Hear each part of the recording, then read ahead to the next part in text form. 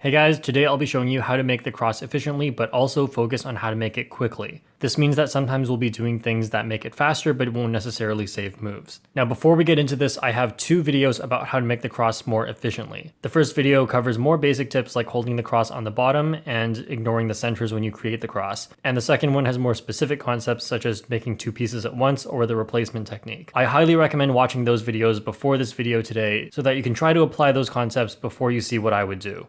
So the scramble was done white top and green front, and I highly recommend that before you watch what I do, try to figure out which side you would face when you begin, and also what finger tricks you would do, as those are very important for making the cross fast, besides just saving moves. So now what I would do, the idea for this cross is I'm going to try and solve orange and red as quickly as I can, because they are the bad pieces, and blue and green are pretty good. So I will move orange in like this, and then move green in. Red is now a better piece. I can align the bottom to insert red to its spot and then align the bottom and put blue in. Now, one little problem in the finger tricks is if I do this very straightforward like this, then there's a lot of regrips there. And so it would be much faster if I did this and then did a reverse ring finger push for F here and then put in green. And then from here, blue and red just requires me to regrip my left hand and do this. After each cross, I'll show you how to do it quickly, and just as a benchmark, you don't have to do the cross as fast as I'm going to do it, but you usually want your cross to be just over 10% of your time. So if you average 10 seconds, you want your crosses to generally be just over 1 second. If you average 20 seconds, then just over 2 seconds, and so on. But keep in mind, it's going to be a little bit longer because of the stack mat start and stop. So here's the first cross solution faster.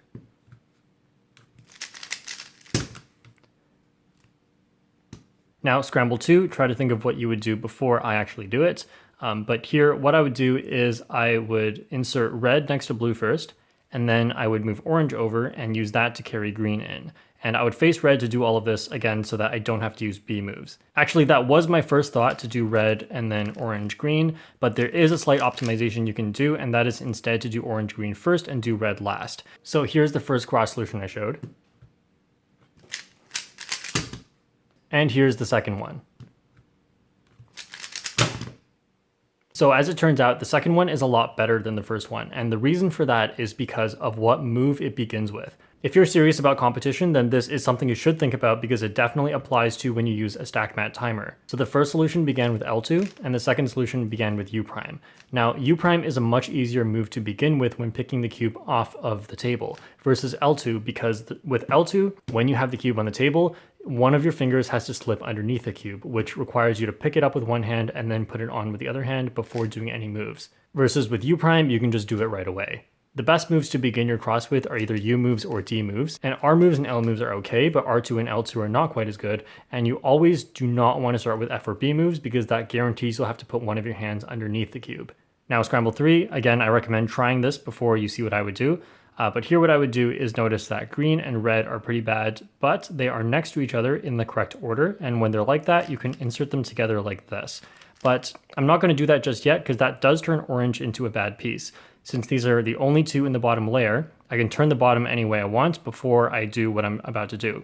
So instead, I could move it like this, and now orange and green actually set up together when I insert orange. So that first move that's going to do the green-red thing will also put in orange. So I'm going to face orange when I begin this because I'm going to turn 3 layers and I'm going to not turn the B layer when I do it this way. Next, align the bottom, align the top, insert blue. Here's the third cross done quickly. Scramble number 4, this one's extremely easy. Orange and green are done. Red is already at the bottom, so one move from done.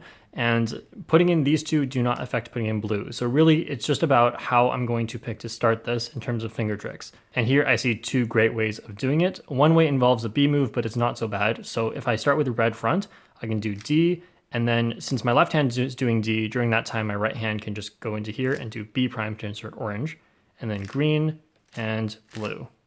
Now, another great way of doing this is by facing green to start, and then I'm going to have an easier time putting in orange, and green is still pretty easy. So D, and now just insert orange and green like that. And now for blue, it looks like I'll need B moves, but it's actually faster, although it takes one more move, but still faster to align the bottom instead to get blue in here. So from here, my hand was like this. I'll do D, L2, D prime. For this cross solution, D, B prime is a little unreliable to begin with, so I would prefer, since there's stack mat and you have to pick up the cube, I'd prefer having this one go in with R prime. So that would be done like this. For scramble 5 here, we have orange and green both bad at the bottom, but luckily they go in the right order here, which means that we can use one to influence the other and put them in.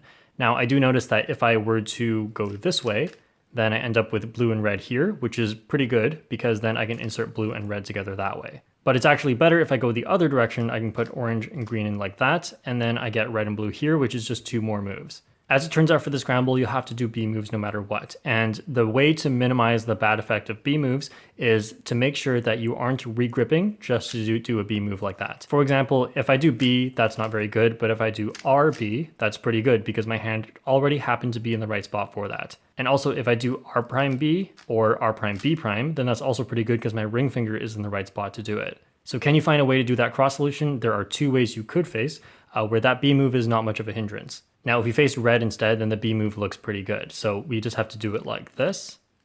Because of that R prime, it makes our ring finger ready to do B prime.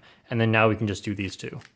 And one more possibility is if you face blue, but I'll let you try that for yourself. So for this cross solution, if you were to do it facing red to begin with, I highly recommend you don't put white on the bottom to begin. And the reason for that is because you have to start with F prime. And like I said, F and B moves are the worst to begin with, because when you start with F prime like this, you have to get one of your hands underneath the cube, or you can do it with the thumb move like this, but I don't find that reliable as the start to a solve. So if you put white on front instead, F is here and B is here. So I'll start with it like this. So here's scramble 6, and here what I notice is that orange and red are bad, but green is sitting on top of them. And when you have something like this, then what you can do is use your insert of green in order to affect both of these as you go. So based on the centers, we need red on the left of green. Right now we have orange. So as we insert green to the bottom here, we can move red over to here, and then orange goes then here. And lastly, we have blue, and so we can just align the cross and insert it like this. One mistake I see a lot of intermediate solvers do is for this pattern, it's usually not the best thing to have this face the front. It's most intuitive having everything here and avoiding B moves, but actually in this case, usually it's best to do a B move. So how I'm going to do this solution is instead by facing green or blue, just to have this on the side. And in this case, I'm going to face blue so that this last one can insert into the front instead of into the back. So in this case, what I would do is insert this one into the back like that, and then continue and insert orange, and then like this. So that significantly reduces the regrips compared to if I had this on the front and did this and then had to regrip up to the top. So this cross facing blue to begin with. All right, for scramble number 7, here orange is good at the bottom, blue is ready to go in right next to it and correctly relative to orange. Red is here on top, so we can align the bottom afterwards to do red. So like this, and then as we do red, we can insert any bad piece from the top on top of it. So like this, and then insert green and align the cross.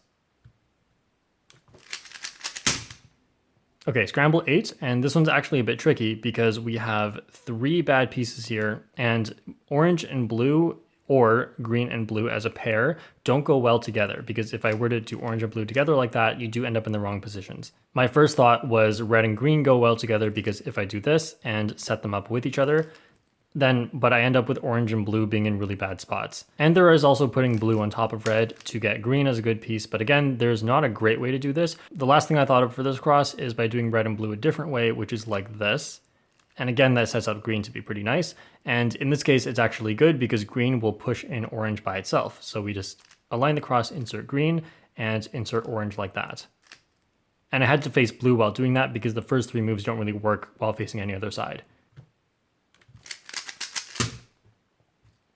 So scramble 9, in this one we have orange and blue that are pretty much ready to go relative to each other, so there are 2 really good ways you could do this cross. One way is by aligning red to just solve blue and orange, and that doesn't put green in a bad spot. So if I just do this, if I do orange first or blue first is fine. I think doing blue first is better because it avoids a later double move. So I do that and then insert green and do the last one with my left hand so that I don't have to regrip this right hand. The other good way of doing this cross is noticing that inserting green actually just leaves orange and blue really nicely next to each other on top. So I just need to insert green to the correct spot by doing D2 and then inserting. And then I will do orange and blue like this, and then align the cross. So this cross doing blue and orange first, or doing green first. Whoops. All right, scramble number 10. And in this one, orange and blue both go in next to each other correctly. And if you put an orange, you get green set up nicely as well. So there are two very good obvious ways to do the cross here. And one is with the replacement technique, which is these three are set up well. So just ignore red because it barely moves when you do this. So we can just do all of these. And again, you have to face green because if we face any other side, we get B moves. So we're going to do this. And then red now just goes in last. So align the cross, put in red, and D2. Another great way to do this cross is say orange and blue are correct, ignore green for now, and also red is correct. So we are going to solve these three and do green last. So we can do this. And this only works when you have inspected to the point where you see that the last piece does end up in a nice spot. So don't just do this randomly for 3 pieces. The only reason I'm saying 3 pieces and do the last one last is because I already knew the last one was going to be in a good spot. So if we start by ignoring red first, the first move would be F. So again, I'm going to hold the cube like this to begin with. And if I ignore green first, then I'll hold it like this because I want my first move to be U or D, and this one starts with D like that. So make sure you really apply these in your solves because efficiency is not everything. You really want to make sure that your turning can be as fast as possible using the best habits. All of these cross solutions had no cube rotations, and please don't use cube rotations in your cross. There's always a better way to do it. Thanks for watching, and I'll see you guys next time.